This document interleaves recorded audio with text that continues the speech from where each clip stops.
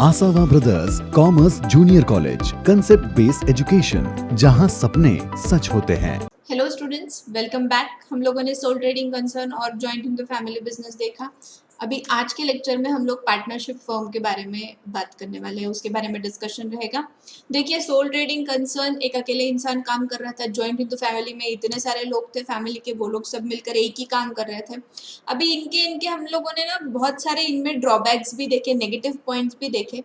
तो ये सारे नेगेटिव पॉइंट्स को थोड़ा सा ओवरकम करने के लिए आया है पार्टनरशिप फर्म। पूरी तरह से ओवरकम नहीं होते, पर फिर भी बहुत सारे जो नेगेटिव पॉइंट्स है वो मिनिमाइज हो जाते हैं पार्टनरशिप फर्म की वजह से। ओके, तो let's see partnership firm. The business organization which is owned, manage and control by 2 or more persons is called as partnership firm. Partnership firm किसको बोलते हैं? ऐसे बिजनेस को बोलते हैं जो owned, manage and controlled by 2 or more person होना चाहिए। मतलब एक सिंगल पर्सन बिजनेस करता है, वो तो हमने सोल ट्रेडिंग देख लिया। फिर फैमिली बिजनेस करती है, वो जॉइंट हिंदू फैमिली बिजनेस देख लिया। अभी एक से ज्यादा, अभी स्टेप बाय स्टेप आगे बढ़ेंगे। अभी दो से ज्यादा लोग अगर काम करते हैं तो उनको हम वो फॉर्म ऑफ बिजनेस ऑर्गेनाइजेशन को बोलेंगे हम लोग partnership firm. The owners are called partners and the organization is called as firm. Owners को क्या बोलेंगे हम लोग? पार्टनर। और ऑर्गेनाइजेशन को क्या बोलेंगे हम लोग? फर्म बोलेंगे। ठीक है। Registration of partnership firm is compulsory in Maharashtra state. ठीक है, अभी इसके थोड़ा सा लीगैलिटी की तरफ आ जाते हैं हम लोग। पार्टनरशिप फर्म की रजिस्ट्रेशन महाराष्ट्र स्टेट में कंपलसरी है। बाकी स्टेट्स का रूल अब चेंज हो गया है, इट इज़ कंपलसरी। पर बेसिकली महाराष्ट्र स्टेट में अगर आप कोई पार्टनरशिप फर्म या पार्टनरशिप में बिजनेस कर रहे हैं तो उसका रजिस्ट्रेशन होना चाहिए। This form of organization is governed by Indian partnership act 1932। ये बहुत इंपॉर्टेंट एक्ट है स्टूडेंट्स, इंडियन पार्टनरशिप एक्ट 1932। तो जब भी हम लोग कोई पार्टनरशिप फर्म फॉर्म करते हैं, वो पार्टनरशिप में बिजनेस करते हैं, तो एक एग्रीमेंट बना जाता है। उसमें सब कुछ डिटेल रहेगी, कितना प्रॉफिट, कितने परसेंटेज ऑफ प्रॉफिट शेयर रहेगा, लॉसेस कैसे शेयर होंगे, प्रॉफिट्स कैसे शेयर होंगे, किसकी क्या रिस्पॉन्सिबिलिटी रहेगी, किसकी क्या ड्यूटीज रहेगी, कौन क्या मैनेज करेगा, वो सारी चीज़ें डिस्कस होती है। वो सारी चीज़ें एग्रीमेंट में लिखी जाती है और वो एग्रीमेंट का एग्जिस्टेंस या उसको रजिस्ट्रेशन किया जाता है, उसका एग्जिस्टेंस, उसका ऑथेंटिकेशन क्या है कि वो गवर्न होती है पार्टनरशिप, इंडियन पार्टनरशिप एक्ट 1932 के अंडर में। राइट, अब आ जाता है इसके कुछ फीचर्स की तरफ। This business is started by an agreement between 2 or more persons। देखिए, एग्रीमेंट वर्ड बहुत ज़्यादा इंपॉर्टेंट है, एंड 2 or more persons उससे भी ज़्यादा इंपॉर्टेंट। तो ये बिजनेस एक एग्रीमेंट के ऊपर एग्रीमेंट होता है, 2 या 2 से ज़्यादा लोगों के बीच में, कि हम लोग ये सारी चीज़ें डिस्कस करते हैं। वो लोग, हम कौन किसकी रिस्पॉन्सिबिलिटी क्या रहेगी, प्रॉफिट कैसे रहेगा, शेयर कैसे रहेगा, कौन कितने पैसे ला रहा है, उसका क्या शेयरिंग रहेगा। Everything is written in the agreement between the partners. ठीक है। नंबर ऑफ पार्टनर्स मिनिमम 2 है, मैक्सिमम 50 फॉर जनरल बिजनेस। ठीक है, यहाँ पर देखिए एक सीलिंग आ गई, एक कैप आ गई, तो मिनिमम 2 है, पर मैक्सिमम कितने हैं? 50। ऐसे नहीं कि तुम लोग 100, 200, 300 पार्टनर बना और पार्टनरशिप तुम करे जा रहे, सब घोटाला हो रहा है, लॉस हो रहा है, प्रॉफिट हो रहा है, सब कुछ गड़बड़। और पार्टनरशिप है, इतने पार्टनर्स को कहाँ ढूंढेंगे और कैसे गवर्न करेंगे? तो आपको मिनिमम 2 लोग चाहिए और मैक्सिमम आपको चाहिए 50। इससे ऊपर अगर जाते हैं तो वो पार्टनरशिप नहीं रहेगी, वो कंपनी में कन्वर्ट हो जाएगी। ठीक है। The liability of partners is unlimited and it is joint and several. ठीक है, अनलिमिटेड, लॉसेस हुए तो पर्सनल प्रॉपर्टी इफेक्ट होगी। It is joint and several. Joint मतलब कुछ अगर बिजनेस में लॉस होता है तो वो जॉइंटली सबने बांटना है, और सेवरल मतलब इंडिविजुअली भी वो रहेगी।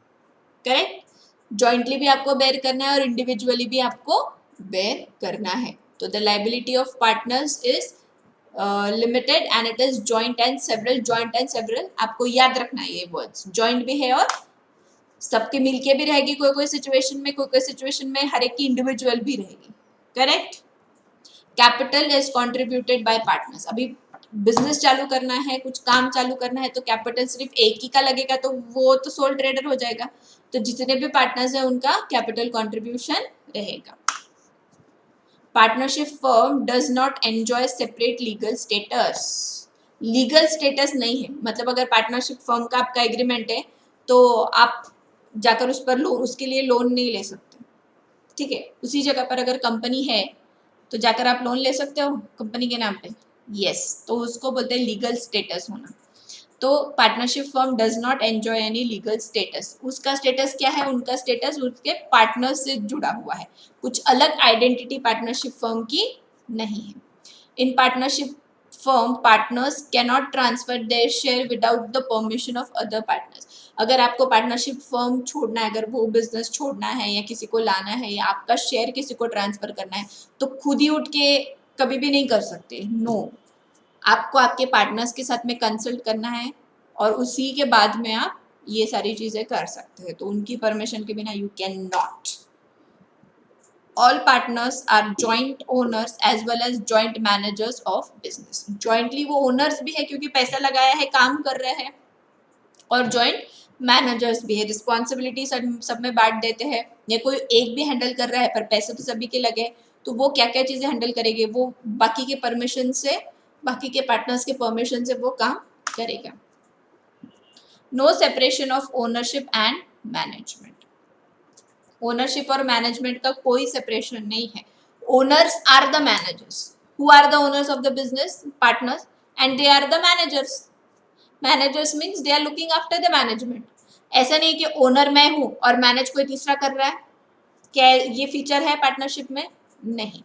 तो मैनेज, जहां तक कि मैं ओनर हूं, मैं मेरा कैपिटल अगर पार्टनरशिप में डाल रही हूँ तो मैं पार्टनरशिप की ओनर हूँ और मैं ही वो मैनेज करती हूँ। फॉर एग्जाम्पल अगर 5 पार्टनर्स हैं, 5 पार्टनर्स मिलकर कोई बिजनेस स्टार्ट कर रहे हैं, मिलकर कैपिटल डाल रहे हैं, तो वो बिजनेस के ओनर्स भी है और पांचों मिलके बिजनेस को मैनेज भी करेंगे, बिजनेस का मैनेजमेंट भी वो ध्यान देंगे।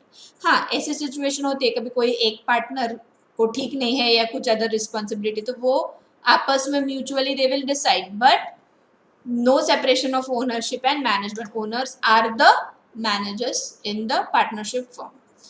Partners share profit and losses in the agreed ratio as mentioned in partnership deed. Partnership deed is what is the partnership agreement, the agreement which is made between the partners. So it is called as partnership deed, which is registered under the Partnership Act 1932. Okay, you should remember this act and the year 1932. So partners share profit and losses in the agreed ratio as mentioned in partnership deed. Everything, all the rules and regulations, all the profit sharing ratios, each and everything, students, is decided and written in the partnership firm, written in the partnership agreement, in that agreement. So everything will go as per that. So this was my explanation. So see you all in the next video.